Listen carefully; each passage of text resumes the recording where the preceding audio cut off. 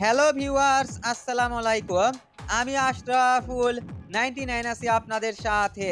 Family card শুমারির পাতানো ম্যাচে ঝড় বৃষ্টি উপেক্ষা করে পায়ের জুতা হাতে নিয়ে ফাইল ভর্তি সার্টিফিকেট নিয়ে চলে আসলাম উপজেলা অফিসে। খেলা হোক বা চাকরি, যে জায়গার ফলাফল আগে থেকেই নির্ধারিত করা থাকে সেটাকে তো এক কথায় পাতানো ম্যাচই বলা চলে। আমি ক্রিকেট খেলা খুব ভালো বুঝি, ক্রিকেট নিয়েই উদাহরণ দিচ্ছি। বুদ্ধিমানরা খুব সহজেই বুঝতে পারবে, বোকারা কল্পনার রাজ্যে বসবাস করবে। ফ্যামিলি কার্ড শুমারির যে বিষয়টা, আগে থেকেই সুপারিশ করা মানুষগুলোকে সিলেক্ট করা হয়েছে। পরীক্ষাটা শুধুমাত্র পাতানো ম্যাচের নিয়ম রক্ষার মতো। যাই হোক, প্রশ্নের ধরনগুলো ছিল এমন: যারা আগে থেকে গ্রিন টিক মার্ক পেয়ে গেছে, যারা আগে থেকেই সুপারিশের মাধ্যমে সিলেক্ট হয়ে রয়েছে, তাদেরকে কাজ রিলেটেড নরমালি প্রশ্ন করা হয়েছে।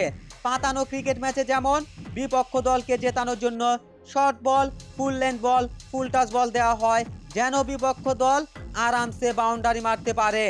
অন্যদিকে যারা গ্রিন টিক মার্ক পায়নি, যাদের হয়ে কোনো সুপারিশ আসেনি, তাদেরকে অনেক বিভ্রান্তমূলক প্রশ্ন করা হয়েছে, যেই প্রশ্নগুলোর সাথে কাজ রিলেটেড কোনো সম্পর্ক নেই।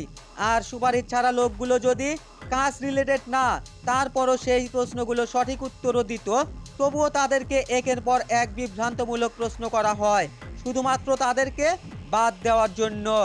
আমার ব্যক্তিগত নিজস্ব মতে বাংলাদেশে অনেকগুলো ক্ষেত্রে নিয়ম পরিবর্তন করা উচিত।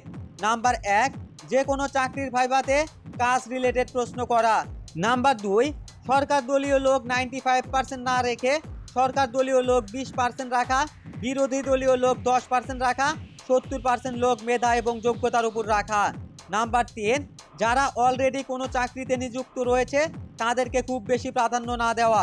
ব্যাপারটা সহজ কথায় বলতে গেলে এমন, যে একটা চাকরিতে নিযুক্ত রয়েছে সেই আরেকটা চাকরির সুযোগ পাচ্ছে, যে পাচ্ছে না তো সে পাচ্ছেই না।